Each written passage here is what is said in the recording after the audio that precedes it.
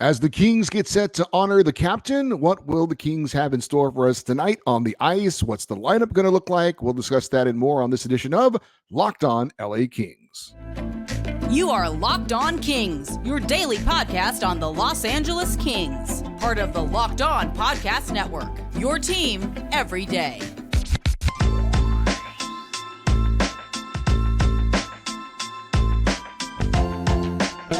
Hey, Kings fans, welcome to Locked On LA Kings, part of the Locked On Podcast Network, your team every day. Thanks for making Locked On LA Kings your first listen every day. We are free and available wherever you get your podcasts. We'd love for you to leave us a positive comment on Apple Podcasts if you're a fan of the show. And we're on YouTube. Please like and subscribe if you're enjoying this content. I'm Eddie Garcia, your host of Locked On LA Kings. I've worked in sports media for the past 30 years, 20 plus years at the Fox Sports Radio Network.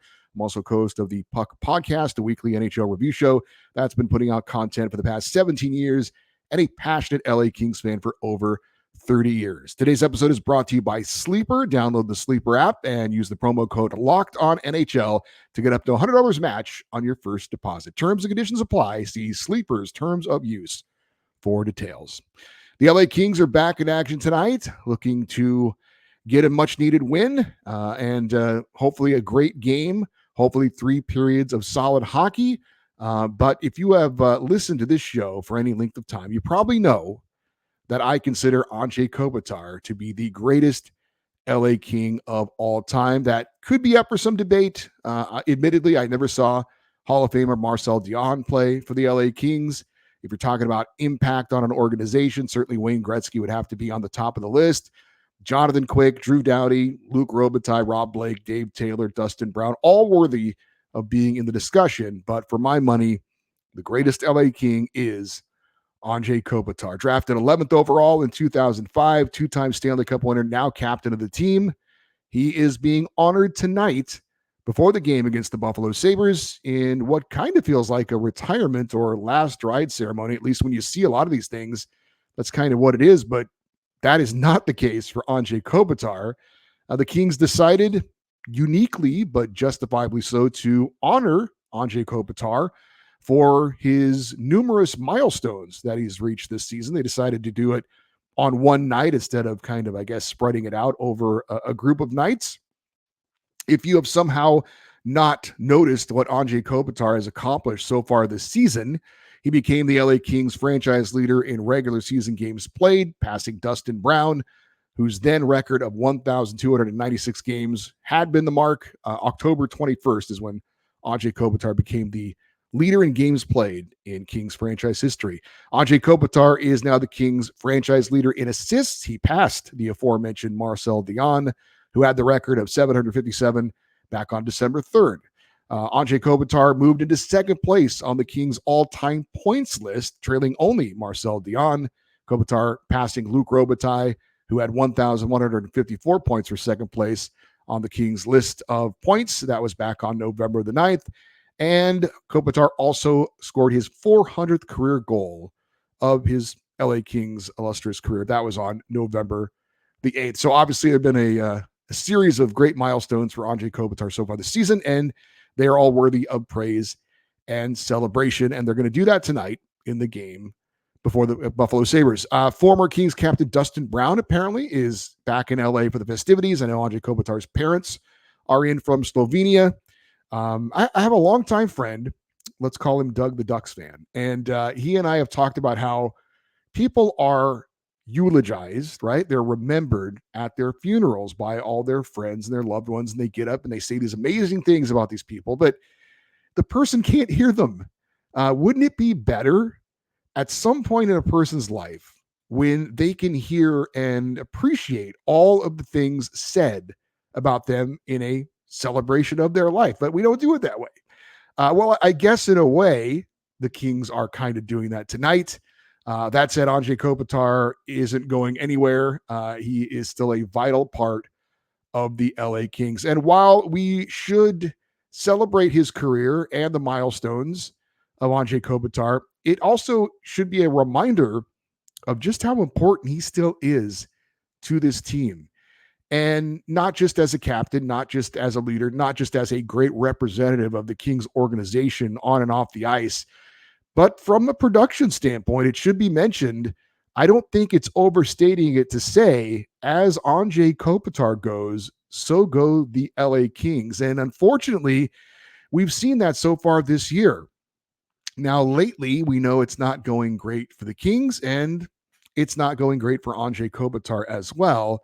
So far in the month of January, we're almost through January, Anze Kopitar has no goals and just 5 points, and the Kings' record over that span is 2-7-4. In December, Kopi had a pretty good month. Not great, but certainly not bad. 4 goals and 11 assists.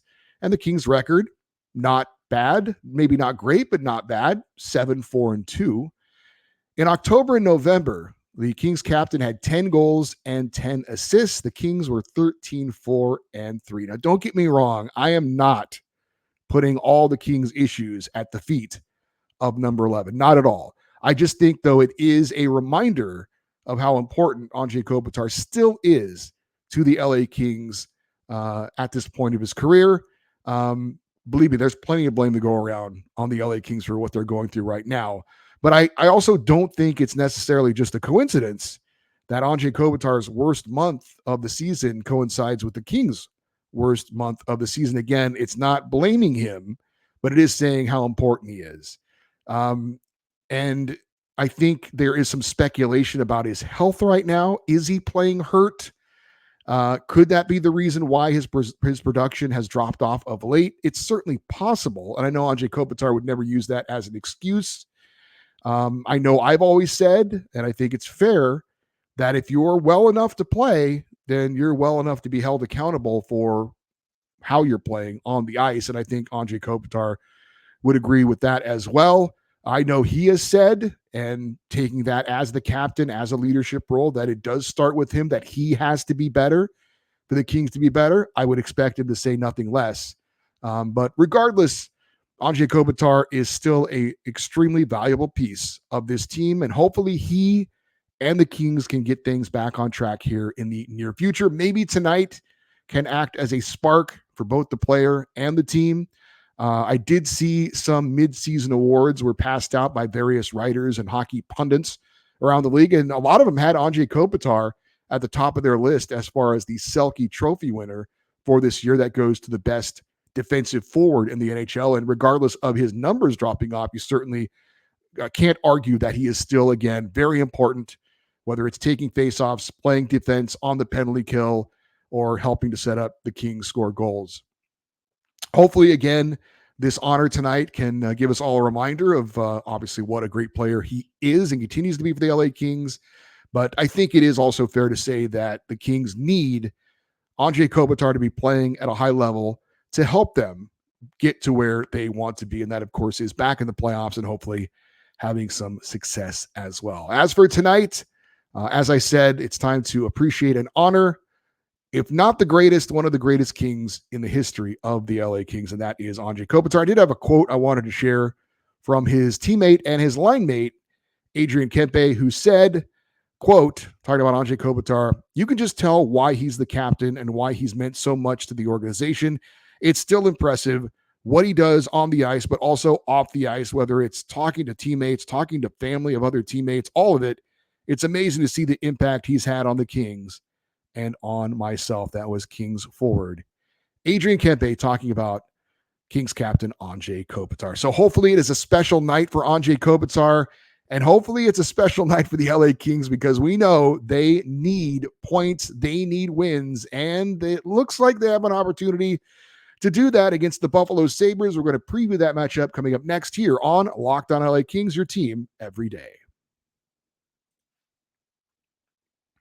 Hey, when you're drafting a fantasy team, do you wish you could handpick the best stars for your business team? Well, if you're building your talent roster, you need Indeed. Indeed is the hiring platform where you can attract, interview, and hire all in one place. Don't spend hours on multiple job sites looking for candidates with the right skills when you can do it all with Indeed. Indeed does the hard work hiring for you. Sponsor a job, and they'll match you with quality candidates whose resumes on Indeed fit your job description right when you post. With Indeed, you can start hiring fast. With over 3 million businesses worldwide using Indeed to hire great talent fast, Indeed knows when you're growing your own business, you have to make every dollar count, and that's why Indeed With Indeed, you only pay for quality applications that match your must-have job requirements. Visit Indeed.com/lockedon to start hiring right now.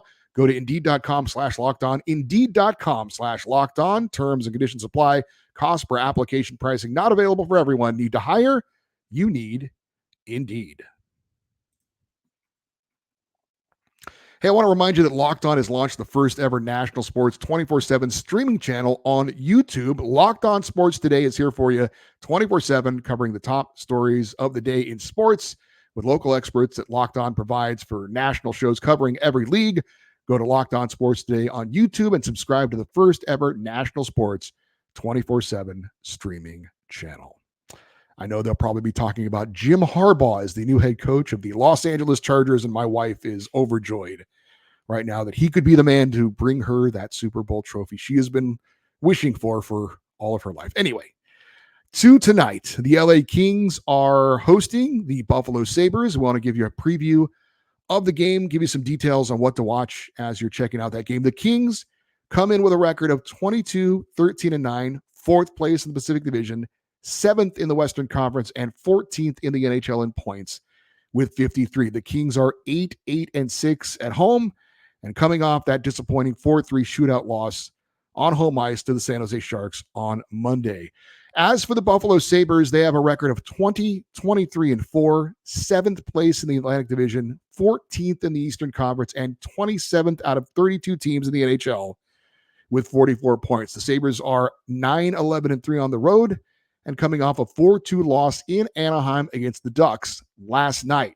Kings are still 14th in the NHL in goals scored per game at 3.18 and still third in the NHL in goals allowed per game at 2.52. The Sabres are 25th in the league in goals scored per game, 2.89. They are 19th in the league in goals allowed per game at 3.17. Kings are 16th in the NHL on the power play, 21.2%. Number one in the NHL on the penalty kill, 87.1%. Buffalo is 25th in the NHL on the power play, 14.7%. 17th on the penalty kill at 80%. Individually, the Kings are led in points by Kevin Fiala, who's got 41 points, 11 goals, and 30 assists. Trevor Moore leads the team in goals with 21. For Buffalo, Casey Middlestat leads them in points. He's got 39, 12 goals, 27 assists. Jeff Skinner is their leading goal scorer with 17. Tage Thompson, the son of former LA King Brent Thompson, is having an off season so far, but he is still a force to be reckoned with due to his size and skill. He's got 14 goals on the season. And Rasmus Dahlin is the Sabres' top defenseman. He is second on the team in points with 38. As for the two netminders, the Kings are expected to return to Cam Talbot, who sat out the last 3 games in favor of David Riddick. Talbot has lost 8 straight starts, 3 of them coming in overtime or a shootout. He has allowed 5 goals in each of his last 2 starts, looking to get back on track and show the form that had him named as the Kings All-Star representative for this year. He checks in with an overall record of 14-11-5, 4-7-2 at home. He's 7th in the NHL in goals against average at 2.44 and 12th in the NHL in save percentage at 915. In his career, Cam Talbot is 1-2-2 lifetime against the Buffalo Sabres with a 3.77 goals against average and an 881 save percentage. For the Buffalo Sabres, unfortunately, they are not expected to start one of my favorite names in the NHL right now, Ukko-Pekka Luukkonen. He started last night in Anaheim, so instead it looks like the Sabres will go with who they hope will be their goaltender of the future, 22-year-old Devon Levi. He checks in with a record this year of 8-7-2. He's 48th in the NHL in goals against average at 3.32, tied for 49th in the NHL in save percentage at 889. He lost his last start. That was against the Seattle Kraken on January the 9th. He allowed 5 goals on 26 shots. This will be Devon Levi's first career start against the Los Angeles Kings. This is the first of 2 meetings between the two teams. LA will be in Buffalo on February the 13th. As for the season so far for the Sabres, they are one of the biggest disappointments in the NHL this season. They barely missed out on the playoffs last year. They appear to be a young team on the rise, but they have struggled this season, and it looks like they are going to miss the playoffs again. If that happens, it would be 13 seasons in a row The Buffalo Sabres have missed the playoffs. That is the longest playoff drought of any team in any of the four major North American pro sports leagues going right now. But as we know, the LA Kings are coming off a loss to the worst team in the NHL, the San Jose Sharks. So there is, again, no looking past any opponent. Certainly seems like a good chance for LA to pick up 2 points tonight, 2 much-needed points. And we'll talk about where the Kings are in the standings coming up in just a minute. As for the LA Kings lineup, they are not going with my suggestion that I had on the show on Tuesday. So it is going to be Quentin Byfield on the top line with Anze Kopitar and Adrian Kempe. The second line, which has been so good of late, remains intact. No question there. Philip Deneau, Trevor Moore, Kevin Fiala. It does appear that Pierre-Luc Dubois will be back on the third line centering Alex Laferriere and Jarrett Anderson-Dolan. I had suggested Pierre-Luc Dubois should stay on the top line on the wing with Kopitar and Kempe to try and get him going. I had that much confidence in Quentin Byfield being the third line center that line could be a big line for the Kings as well. But head coach Todd McClellan has decided not to try that. I also suggested getting Arthur Kaliya back in the lineup. And by the way, there's a report from friend of the show, Austin Stanovich of the Hockey News, about Arthur Kaliya maybe looking to get out of Los Angeles. We'll see about that. But Arthur Kaliya in the doghouse right now for the LA Kings. I have no problem with Samuel Fagemo being in the Kings lineup, but I think Arthur Kaliya should absolutely be in the lineup over Jarrett Anderson-Dolan. But that's not the case. Trevor Lewis, of course, is still centering the fourth line for the injured Blake Lizotte, and he's expected to have Carl Grundstrom and Samuel Fagemo on his wings. As for the defense, we do have a change that Matt Roy is back after the birth of his first child. He'll be on the second pairing with Vladislav Gavrikov, and I am happy to see Brant Clark is still in the lineup. He had played for Matt Roy in the previous game. He'll be on that third pairing with Andreas Englund, so looking for him to build off a very solid game in his last outing. And as I mentioned, the Kings expected to go back to Cam Talbot in net with David Rittich serving as the backup. So that is the expected lineup for the LA Kings tonight. We'll see how it goes. We're going to check in on where the Kings are in the standings, and there's also some exciting hockey news for the LA Kings as far as an event they're going to be hosting. We'll do that and more here next on Locked On LA Kings, your team every day. Well, we're just past the halfway point of the NHL season, and it's been an up and down year for our LA Kings, regardless of where they are in the current standings. I want to remind you that you could win big playing daily fantasy hockey on the Sleeper app, the official daily fantasy app of the Locked On NHL Network. Sleeper is our number one choice for daily fantasy sports, and you can bet on daily fantasy hockey because with Sleeper, you can win 100 times your cash in daily fantasy hockey contests. All you have to do is pick whether you think players like Trevor Moore, Kevin Fiala, or Quentin Byfield will record more or less based on Sleeper's projections of things like goals, assists, points, plus minus as well. For goaltenders, it's obviously saves and things like that. And Kings fans, you can win 100 times your money playing daily fantasy hockey with Sleeper. So start paying attention and nail your picks so you can win big. Use the promo code LOCKEDONNHL and you'll get up to $100 match on your first deposit. Terms and conditions apply. That's code LOCKEDONNHL. See Sleeper's terms of use for details and locational availabilities. The LA Kings face the Buffalo Sabres, 7:30 p.m. Pacific time tonight. Catch every moment of the hometown broadcast of your LA Kings with SiriusXM on the SXM app. Just search LA Kings. Well, let's take a look at where the LA Kings are in the Pacific Division standings and the Western Conference playoff race going into Wednesday's action. As far as the finals from last night, the Golden Knights beat the Islanders 3-2. The Flames lost to the Blues 4-3, and the Oilers beat the Blue Jackets 4-1. So right now, as far as the Pacific Division standings, Vancouver is way out in front. Let's not even talk about them for now. Let's start with the Vegas Golden Knights. We talked about them winning.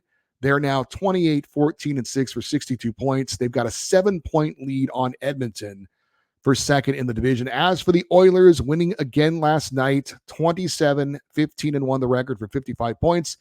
They are riding a 14-game winning streak. It is the fourth longest winning streak in NHL history. The record is 17 by the 1992-93 Pittsburgh Penguins. 7 teams have had winning streaks of 14 games or more in a season in the history of the National Hockey League. Do you know how many of those teams went on to win the Stanley Cup? Again, 7 teams have had winning streaks of 14 or more in a season, just like the Edmonton Oilers. However, only one of those teams has gone on to win the Stanley Cup. That was the 1981-82 New York Islanders, who had a 15-game winning streak. So while we're all not enjoying this streak by the Edmonton Oilers, keep in mind it probably means they won't win the Stanley Cup. At least that's the hope. As for the LA Kings, they are now 2 points back of Edmonton, losing ground in that chase for third place in the Pacific. Kings are 21-13-9, as I mentioned, 53 points. So 2 points back of Edmonton for third place in the Pacific. They are still 2 points up on Nashville for the number one wildcard spot in the West. The Predators actually lost ground to LA because they lost to the Panthers the other night. So again, the Predators are 2 points back of LA for the number one wildcard spot. As for the teams that are chasing both Nashville and LA for wildcard spots, Seattle and Calgary have now kind of dropped back a bit after they were hot for a while. Calgary and Seattle, though, cooling off, and Arizona and St. Louis have now jumped up to be the competition for Nashville and LA for a wildcard spot.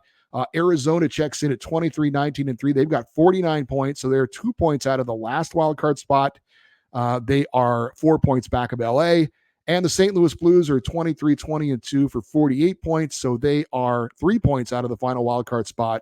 And they are also 5 points back of the LA Kings. So your scoreboard watching, keep track of Arizona and St. Louis as far as the teams chasing for wildcard spots. Now, if the playoffs started today, it would still be the Kings, the number one wildcard team, against the number one team in the Central Division.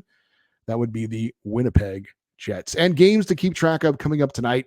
You got the Blues at the Canucks, Coyotes at the Panthers, and the Kraken hosting the Blackhawks.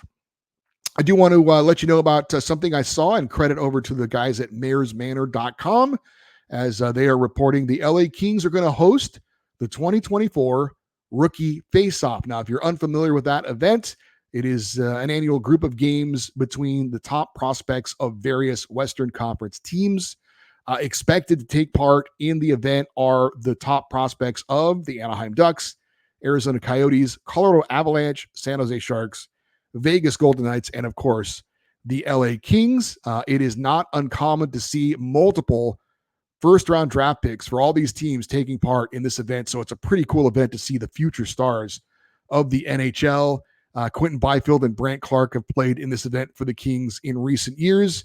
So all the games are going to be at the Toyota Sports Performance Center in El Segundo. This is coming up in September, but you can mark your calendars now for this event. And I do believe it is something you're going to have to buy tickets for. So keep that in mind. The last 2 years that I've covered the Kings for Locked On, for the Locked On Sports Network, the tournament was in San Jose, and then this past year was in Las Vegas. So I have not been able to attend this event as somebody who covers the LA Kings. Looking forward to doing that. So we'll have more details on that as we get closer to it and look forward to it. But very cool event for the Kings to get to host. And it is also interesting, if you recall, Crypto.com Arena is going to be going through renovations. And so the LA Kings are having most of their training camp and all their preseason games out of LA. So this is going to be one of your few opportunities to get to see NHL caliber hockey, at least in the preseason, before the NHL regular season gets underway. So as far as the specific dates, we'll let you know as we get closer to the event, and certainly in the off season, we've got a lot of things to talk about regarding the Kings and this event. But again, very, very cool to see the LA Kings hosting this rookie face-off. It's become one of the better types of preseason events in the NHL, certainly the kind of the preeminent one on the West Coast. So very cool. They do rotate the locations. So good to see that LA is back kind of in the rotation and hosting this event. Something definitely, if you're a hardcore Kings fan, you want to be interested in. We're also interested in seeing Anze Kopitar tonight get honored, and we're very interested in seeing the LA Kings getting a win over the Buffalo Sabres. Hopefully, we will see that coming up later tonight. For you everydayers, those of you that listen and watch Locked On LA Kings every day, coming up on Thursday, we're going to recap the Kings game against the Sabres. And of course, on Friday, we'll have another Kings fan feedback show. So much to talk about this week, from Jonathan Quick's return to LA, to the Kings continuing to struggle, to Pierre-Luc Dubois and his struggles as well, honoring Anze Kopitar.